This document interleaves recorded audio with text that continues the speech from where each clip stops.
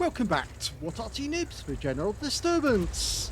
This is the AMX 13F3AM. It's the Tier 6 French SPG. This one's located on the south spawn of Prokhorovka, and it's under the command of Oksydor of OLIMP. And he's got 3 marks of excellence on the barrel, as you'd expect. Game on. Well, surprisingly, this Arty is still in the inventory of a number of nations around the world. It was so effective, actually. It's based on the AMX 13 light tank hull, and they built 621 of them between 1962 and 1997.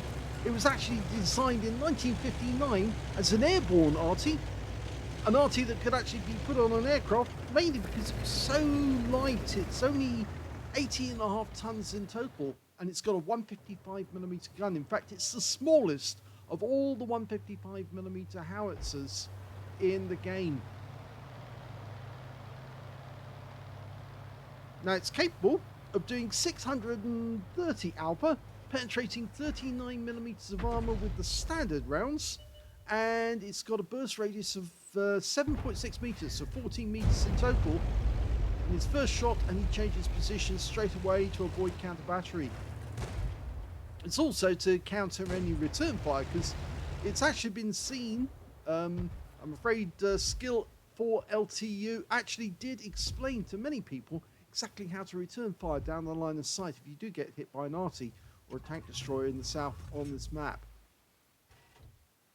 Now, the standard reload is normally 30.58 seconds. We can see Oksydor's got it down to 24.77. He's landed in a tier 6 game with tier 4 tanks in it, so he's top tier. And he does have a fellow Arty on his team, who happens to be an SU-122A, who has a 152mm howitzer. The enemy Arty is an FE-304, that's their top tier 1, and their bottom tier 1 is an M41 HMC. And that is known as the Gorilla. And in fact, the AMX 13F3 was designed to replace the Gorilla in the French infantry. Well, that splash actually damaged the Covenanter for 214 hit points. He just got a little too close there.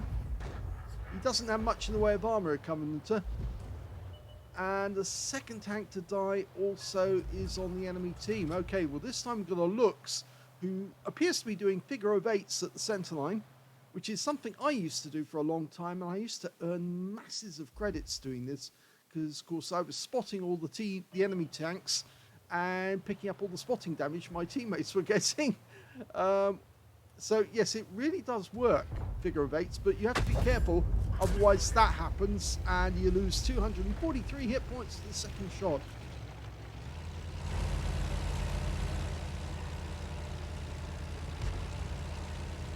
As I said, there's many of these still in the inventory of many nations, including Argentina, Cyprus, Ecuador, Kuwait, Morocco, Qatar, UAE, Sudan, Chile, Peru, Venezuela, and also France. Well, the French ones are actually mostly museum pieces now, because of course they don't really have them as working models, although I suppose they keep some spare just in case, and I wouldn't be surprised if a few of these actually saw their way to the current conflict. It is actually fairly easy to maintain, because basically, as I said, it's a very light vehicle. It is an AMX 13-ton tank. The engine is on the left-hand side as you look at it.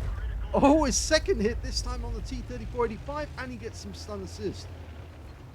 Yes, the engine's on the left-hand side as you're looking at it, and the driver and the commander, the only two are actually inside the vehicle. Everyone else has to travel in trucks containing all the ammo, because it doesn't contain any ammo either. They don't store anything on it, because they just don't have any space. It's a very lightweight vehicle, but it was designed that way. They were designing it so it could be stuck on an aircraft and flown out to one of French colonies. France at the time did have a lot of colonies during the 50s and 60s. In fact, they still do. Many of them are actually in the Caribbean. You'd be surprised the number of islands in the Caribbean which are actually French territory, and technically they are in the EU. They're not a British overseas territory, as you might find for some British islands or islands that happen to be in the Commonwealth. Of course, Gibraltar was actually in the EU. That was a British overseas territory, but then it is connected to Spain. I thought he overcooked that one. He aimed a little too long. Yes, and Gibraltar still wants to be part of the EU. In fact, it was the one territory in the entire United Kingdom, because technically Gibraltar is a British overseas territory. It's administered in Gibraltar, but it's actually their foreign affairs are run from the UK, and they did want to be in the EU. In fact, it was only 3% of their population wanted to leave the EU, and of course they won technically, because yes, the rest of the United Kingdom did leave.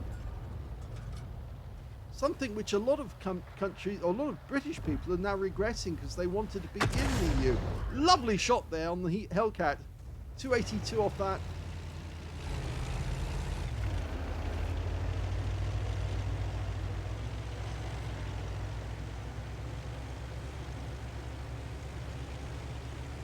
Yeah, he's moving up now because he has got teammates ahead of him who've actually moved further north, and there's actually an advantage to being on this side of the battlefield, especially when the enemy occupy near the railway line and could make an attempt to go into the cap area. So it makes sense for him to be over here rather than the trees right down at the bottom of the map, which is where the M10 RBFM is. Now he's keeping an eye on the cap for us, and you can see now we've got Oksydor looking towards the cap. Oh, enemy tank in sight. It's a T-28. Very thin armor. Can he get a shot? He's trying to line it up. Dialing in. Almost ready. Looks good. Rounds out. Well, he did pick up a lot of damage. And loads of stun assists as well. But the T-28... Oh, now he's gone. Okay, so he picked up the rest of the damage as damage assist. And he's moving up the map again. Enemy tank is now near the cap area. In fact, actually he's gone past the cap area. He's trying to come towards our guys. It's a T6 medium. It's the same one we fired at earlier, but he's already gone. The M10 got him. Those tank destroyers are very, very, very dangerous. Now, rather unusually, Oksydor is now headed to the center of the map, you might say. From here he can hit just about everywhere on the map, but it does make him a little vulnerable if somebody comes over the center line. I think what he's trying to do is he's trying to get shots on these enemy tanks over here, and it's much easier to do that when you can actually close the distance and shorten the flight time of the shell. He's styling in on the 82. Direct hit, 311. It wasn't a penetrating shot, but it certainly damaged him, and you notice that he didn't get spotted, and that's because he's double bushed at the moment. He's actually got a bush in front of him, and he's auto-aimed onto the target this time, so he doesn't even need to aim. All he needs to do is fire as soon as it's ready. In fact, he's taking it off now because he wants a specific part of the vehicle. He doesn't kill it, leaves it on 5 hit points, but he was spotted, so he does have to pull back because there are still 2 enemy Artys in the game, and they might try to get him. But one of them, the Burt, could be very, very dangerous for him indeed, because of course that's a very accurate Arty. In fact, he's now receiving fire from the enemy. He blocked a shot from a Matilda there, and he's now going for the T1 Heavy. Oh, direct hit! And a bit of a snapshot as well. T1 Heavy wasn't interested in him. He was interested in getting back to the cap. And now we're at a disadvantage because there's 5 of the enemy, only 4 on our team. Okay, he's aiming towards the Matilda. He's gone. Okay, so that's 4 on 4. We know we hit the T1 Heavy. We don't know how much damage we did, but he's going to try and put the AT2 out of his misery. Now, he knows precisely where it was last seen. He's firing in. I think he was hoping for a splash kill there. And now we can see shells coming from the other end of the map, and that must be the enemy Arty aiming at him. And now we know where the AT2 is. He's actually a lot closer to us than we thought.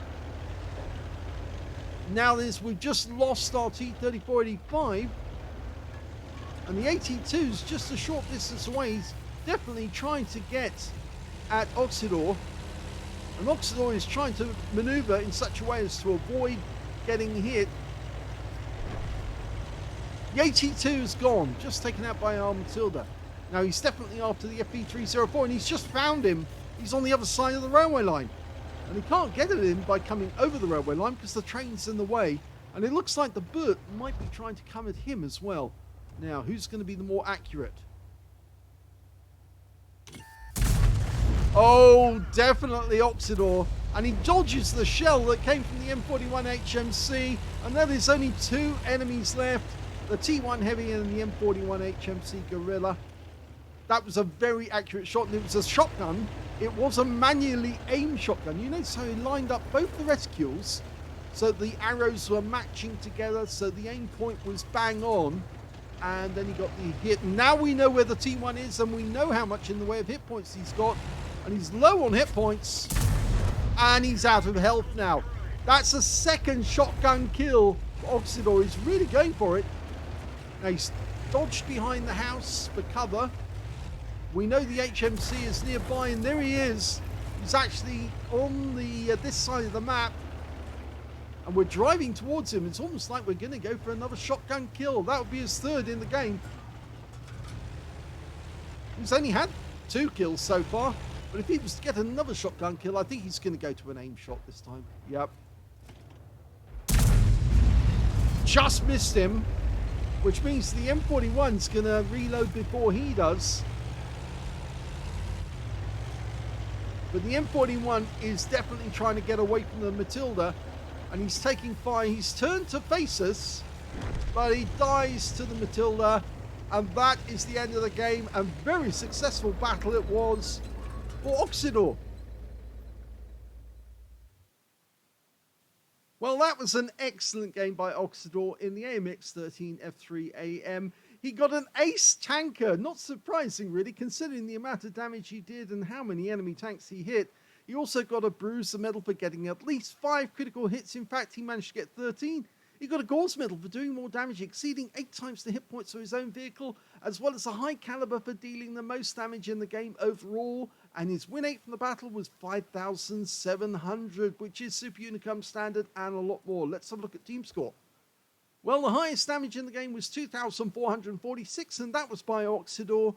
The second highest damage in this game turned out to be the Matilda on his own team, who actually took out the M41 at the end. He actually picked up a Leather Slayers medal and a Confederate, so he did fairly well.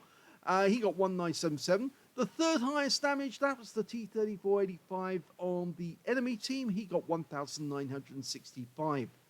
When it came to kills, it was actually the Matilda who did the best with 4 kills. 3 kills went to the Pasotto on our team and to the T-3485 on the enemy team and their AT2. And we can see that Oksydor actually came in 3rd with 2 kills.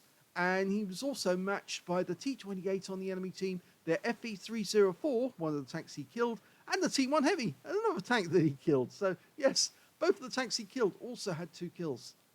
When it came to base XP, Oksydor's at the top. So he's got the top on 2 columns. 1,203 went to Oksydor. He was the only player to get over 1,000. The next highest being the Matilda, who was 727, and 598 that went to the T-3485 on his own team. He fired 16 rounds, got 8 direct hits on the enemy, and 1 penetration. Well, I think the penetrating shot more than likely was the FV304, but we can confirm that. Yes, it was. And it was a manually aimed shotgun as well. Very well done. Very well practiced hand and a steady hand at that. He also got 9 splashes, 2,446 hit points of damage, of which 1,443 were at more than 300 meters. So you can see a considerable amount of damage, almost 1,000 hit points, was actually done at close range. 1 hit was received. It was a non-penetration. It actually hit the gun barrel.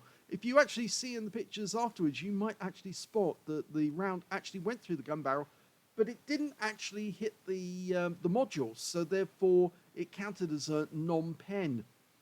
He also got 2 enemy vehicles spotted, 8 enemy vehicles damaged, 2 were killed, 476 hit points of damage assistance and 703 hit points of stun assist off 6 stuns. And he earned 58,527 credits for the battle. And after repair and ammunition resupply, took away 41,638 credits profit, 1,804 XP, times 2 for the first victory, 3,609 experience points altogether. So a very good battle in the AMX 13 F3.